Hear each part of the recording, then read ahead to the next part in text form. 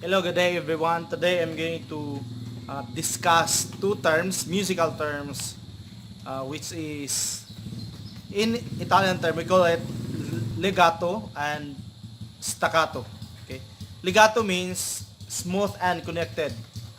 Uh, you play a music continuously. It's like a wave. Okay, when we say wave, continuous na siya. Okay, there is no stopping. For example, if you are going to play a musical instrument, specifically a woodwind instrument, you need to have one continuous blow, and then just continue the continue playing the notes with your fingers. Okay, one blow with continuous playing with the notes. Okay, so for example, I'm going to play C major scale pattern, ascending meaning going upward, going higher, and descending going downward. Okay, so one scale only.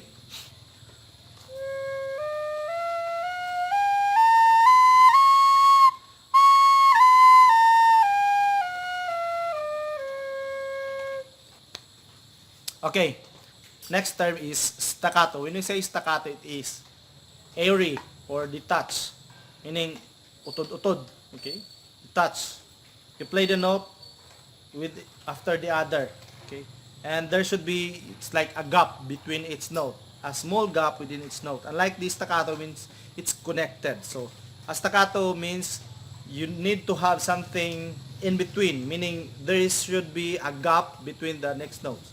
So it is very obvious, specifically if you are going to play the wind instrument. So the blowing must be stop, blow, stop, blow, stop, blow, stop. Unlike legato, when we blow it continuously. Okay, so I'm going to give you example. One major scale pattern, or major scale, C major scale. Okay, so blow, blow, blow.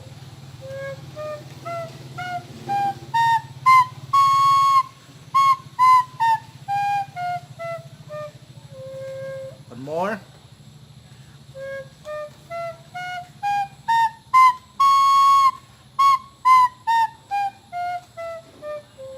Okay, I'm going to play first the legato and then next the staccato.